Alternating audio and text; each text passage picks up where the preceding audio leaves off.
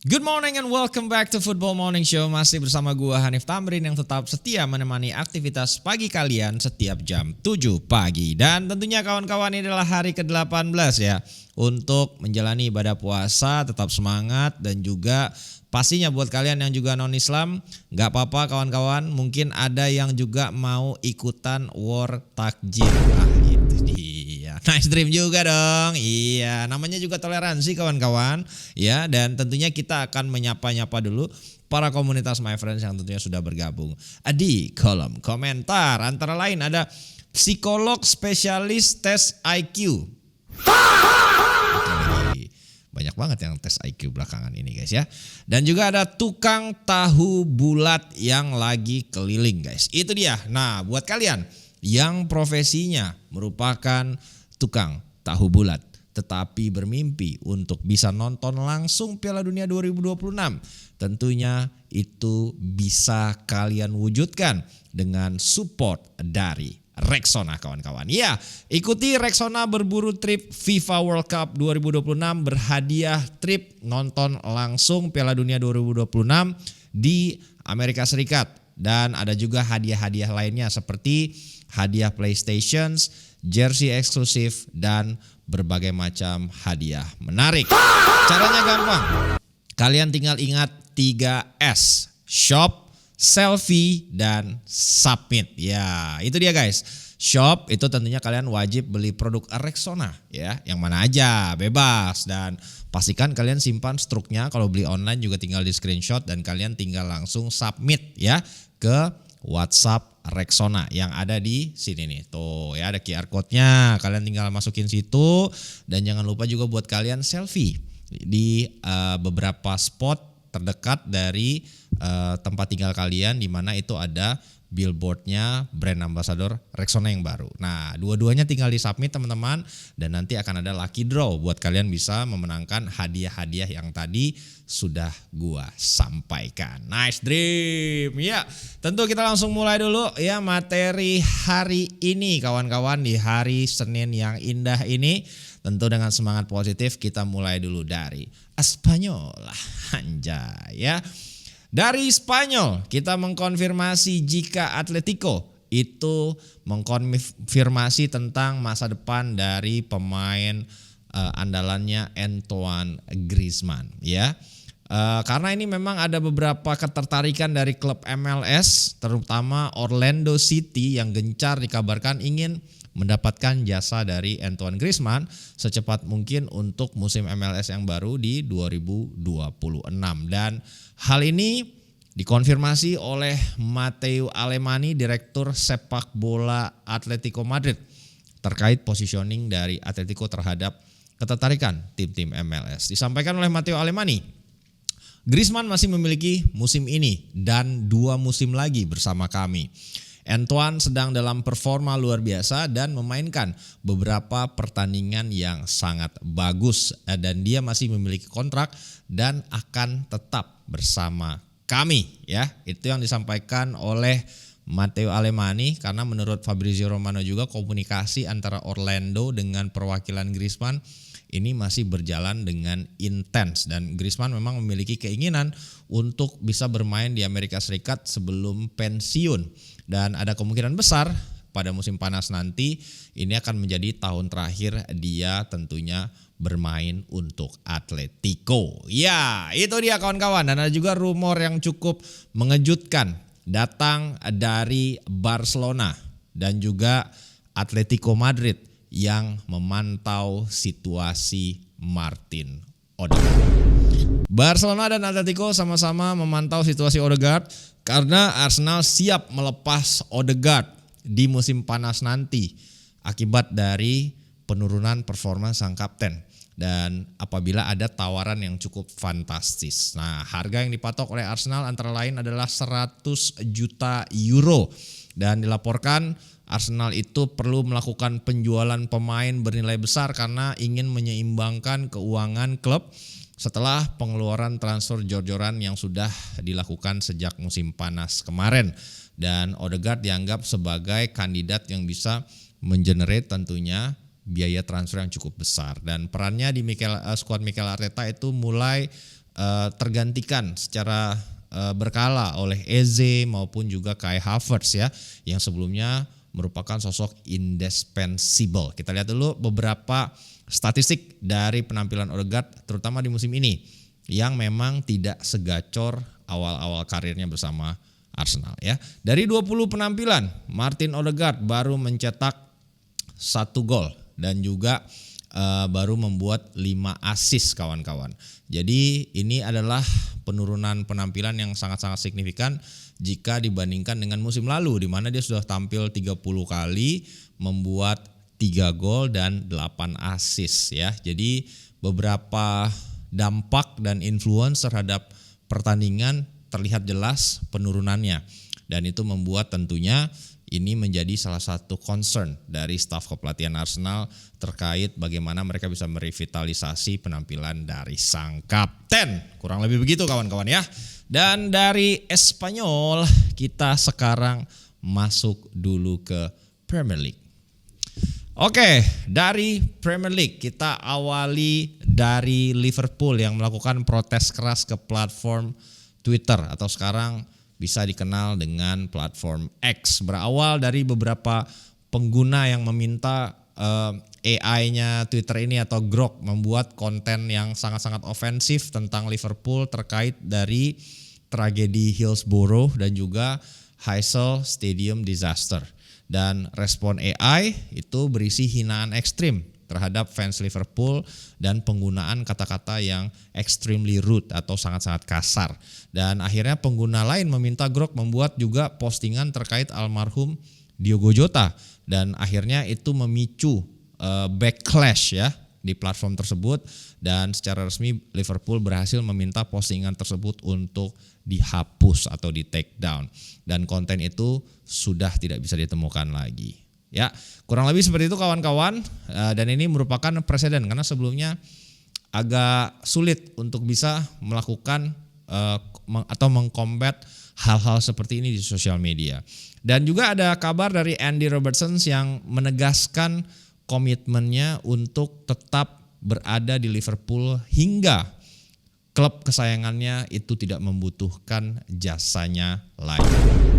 Andy Robertson menegaskan dia tetap akan membela Liverpool sampai klub itu berhenti membutuhkan jasanya. Kontrak kapten timnas Skotlandia itu akan berakhir musim panas ini dan masa depannya belum pasti karena sebenarnya di bursa transfer Januari kemarin ada penawaran dari Tottenham Hotspur untuk mengakuisisi Andy Robertson dengan penawaran kurang lebih 5 juta pound tetapi ditolak oleh Liverpool karena memang tidak bisa mendapatkan replacement dalam tempo yang tepat dan akhirnya itu transfernya gagal dan ada juga ketertarikan dari Atletico Madrid yang ingin mengakuisisi Robertson di musim panas nanti. Ya kita lihat dulu statement dari Andy Robertson kawan-kawan.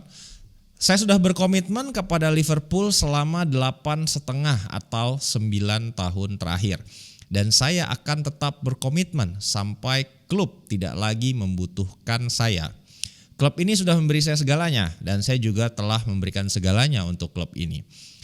Hubungan kami luar biasa dan saya berharap itu terus berlanjut. Fokus saya selalu ingin memenangkan trofi bersama Liverpool. Kurang lebih itu yang disampaikan oleh Robertson terkait sikap ya dan ekspektasinya agar bisa terus bertahan di Anfield dan sebagai bentuk penghormatan kepada orang-orang yang membawa saya ke klub ini, pembicaraan mengenai masa depan saya akan tetap dilakukan secara internal dan tidak akan disampaikan seperti mungkin cara Mohamed Salah menyampaikan kepada wartawan di area mix zone. Jika ada yang masih belum jelas masa depannya seperti Andy Robertson, tapi ada satu pemain kunci yang sudah berhasil dikunci oleh Liverpool masa depannya untuk 6 tahun ke depan. Itu adalah Ryan Gravenberch ya. Gravenberch baru saja memperpanjang kontrak untuk tambahan durasi 6 tahun kawan-kawan. Karena memang sosok Ryan Gravenberch ini sudah muncul sejak 2 musim terakhir menjadi sosok kunci Dan kontrak barunya ini akan berakhir hingga 2031-2032. Gila, panjang banget guys. Menggantikan kontrak lama yang sebenarnya akan berakhir pada tahun 2028. Sejak diakuisisi ke Liverpool, Gravenberch sudah mencatatkan 123 total penampilan dan ini menjadi musim yang cukup defining bagi Gravenberch dalam bagaimana dia menjelma menjadi salah satu pemain kunci yang mampu menggantikan sosok-sosok lama dalam posisi yang sama di era sebelumnya seperti Fabinho, ya ada Henderson. Nah kini ini sudah mulai menjadi sosok sentral dan pemimpin di tengah Liverpool.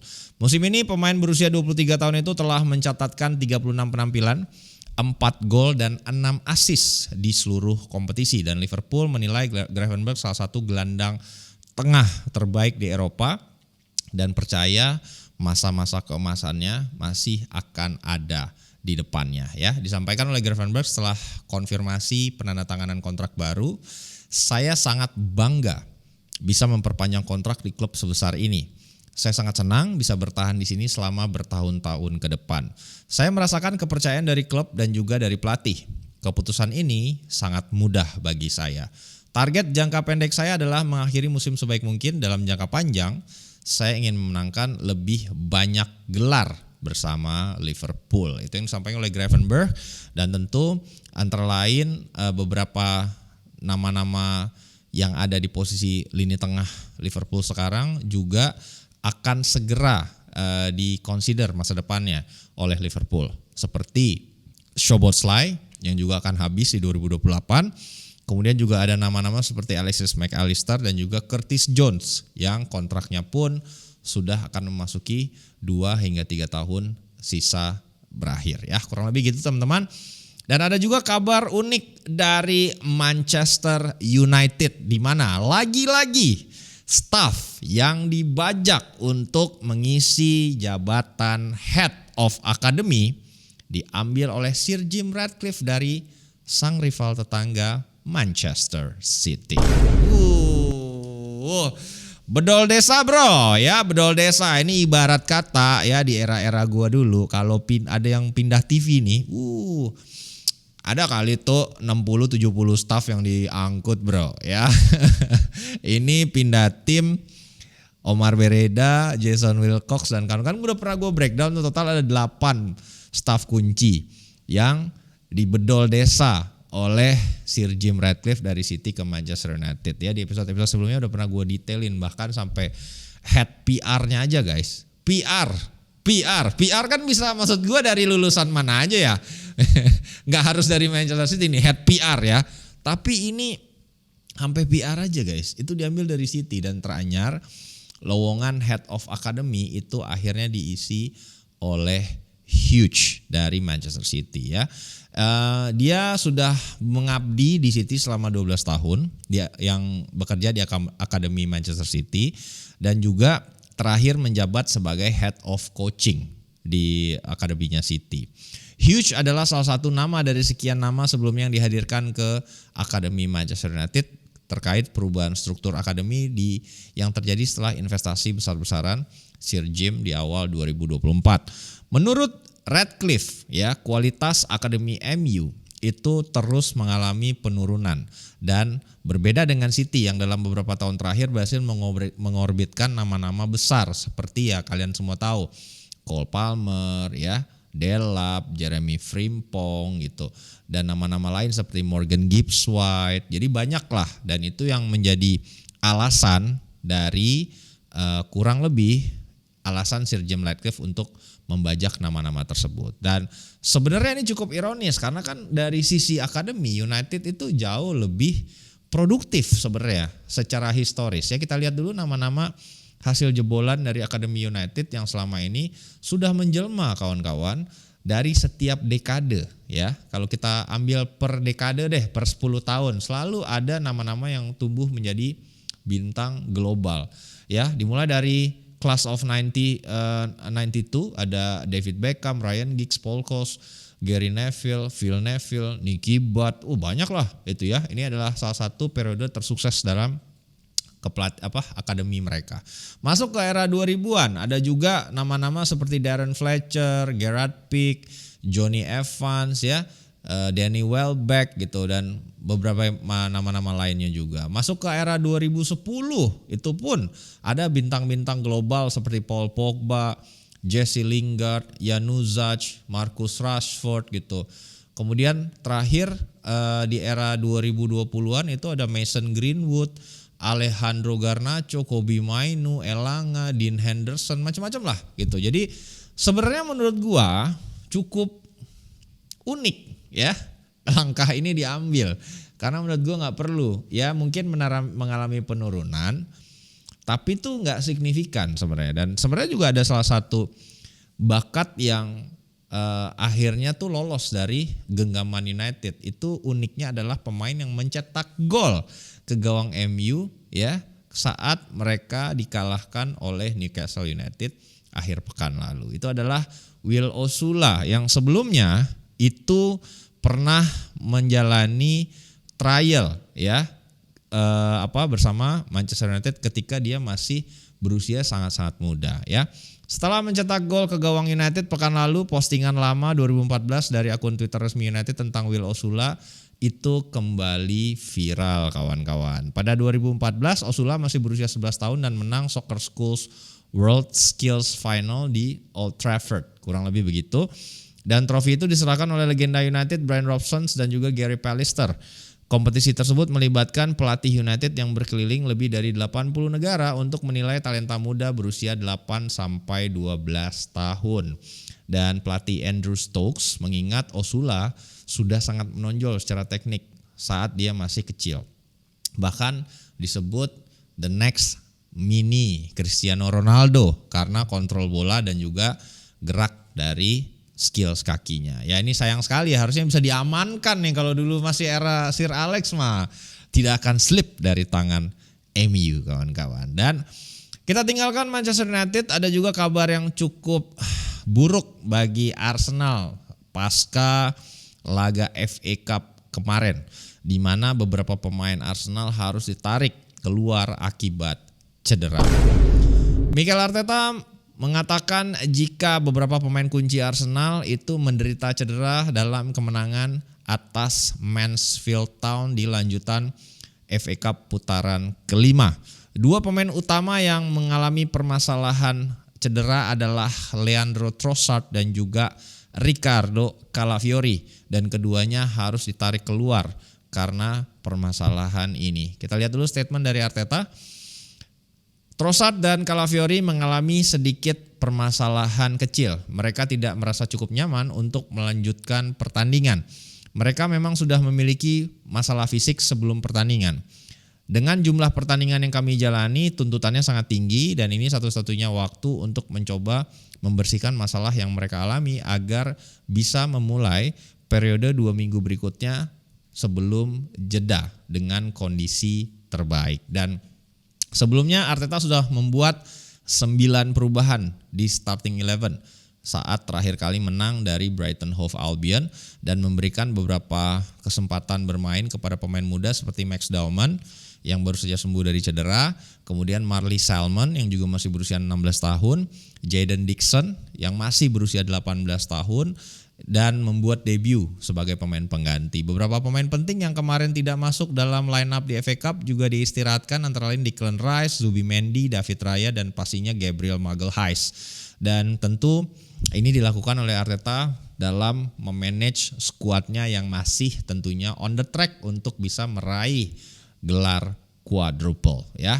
Kurang lebih gitu kawan-kawan. Kita lanjut dulu ke Italia berikutnya, di mana pastinya ada satu hasil yang pasti kalian tunggu-tunggu, itu tidak lain dan tidak bukan adalah Derby della Madonnina. Anjay.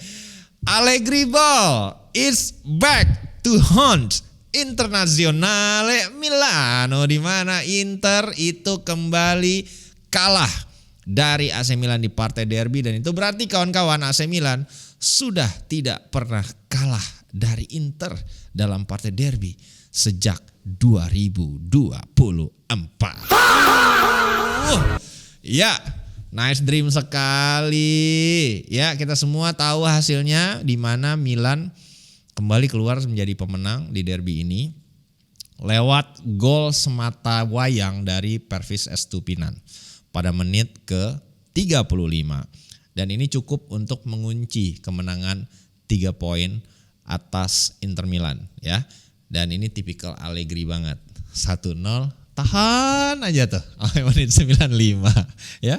Kuat-kuat aja, yang penting kalian nontonnya. Itu aja kunciannya fans AC Milan ya.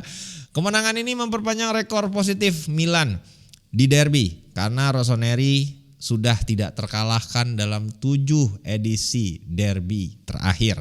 Dan terakhir kali Milan takluk dari Inter itu terjadi pada tahun 2024. Gak hanya kalah, Inter sayangnya harus kehilangan satu pemain kunci, dan itu adalah cederanya Alessandro Bastoni ya. Bastoni harus ditarik keluar pada menit ke-68 karena bertabrakan dengan pemain terbaik di Italia di Serie A, Adrien Rabiot. Dalam insiden itu Bastoni melakukan pelanggaran dan menerima kartu kuning. Namun justru dia yang mengalami cedera dan harus ditandu dengan stretcher, kurang lebih gitu. Dan cedera Bastoni menambah kekhawatiran bagi timnas Italia yang harus menjalani tentunya lanjutan kualifikasi Piala Dunia lewat sisi playoff, karena tidak hanya kehilangan Calafiori, sekarang juga harus kehilangan Bastoni ya. Pasti agak sulit nih dari sisi defensif. Dalam derby tersebut para pendukung Milan masih juga menyiuli atau mengejek Alessandro Bastoni sepanjang pertandingan akibat terakhir kali upaya diving yang dia lakukan dengan mengkartu merah, akhirnya membuat ya Pierre Kalulu akhirnya mendapatkan kartu merah. Kita lihat dulu statistiknya, di mana Inter pastinya ya mendominasi laga ini dengan 63% penguasaan bola. Sudah diprediksi karena lawannya adalah Allegri Ball, Master of Negative Football, kawan ya. Dan dari total 63% penguasaan bola itu, Inter juga mencatatkan peluang tembakan lebih banyak, 11 berbanding 9 untuk Milan, dan efektivitas yang kurang itu menjadi alasan Inter Milan harus kalah. Dari 11 tembakan hanya shot on targetnya 2 tercatat, which is sama seperti AC Milan. Bedanya Milan punya 2 shot, satunya jadi gol gitu kan. Kalau Inter ya ada 2 peluang besar, dua-duanya gagal. Alasannya juga antara lain karena duet lini depan dari Inter ini bukanlah duet utama yang bisa dimainkan. Antara lain Lautaro Martinez harus absen karena permasalahan kebugaran, begitupun dengan Marcus Thuram yang juga masih cedera. Akhirnya Cifu mau tidak mau hanya bisa menurunkan duet Boni dan juga Pio Esposito, dan sejatinya itu tentu bukanlah opsi yang ideal untuk tampil di partai derby, karena biasanya memang di laga sepenting ini tuh pengalaman itu berbicara, kawan-kawan ya. Dan sebaliknya Milan tentu menerapkan strategi counter attack yang cepat karena duo strikernya itu adalah Rafael Leao dan juga Christian Pulisic. Nah, dengan kekalahan ini itu akhirnya membuat gap di puncak klasemen terpangkas menjadi hanya 7 poin saja. Kita lihat ini kembali membuat tentunya perburuan gelar Serie A kembali terbuka. Setelah sebelumnya Inter sempat unggul 10 poin, dengan kekalahan ini Inter harus rela jaraknya dipangkas menjadi 7 poin saja.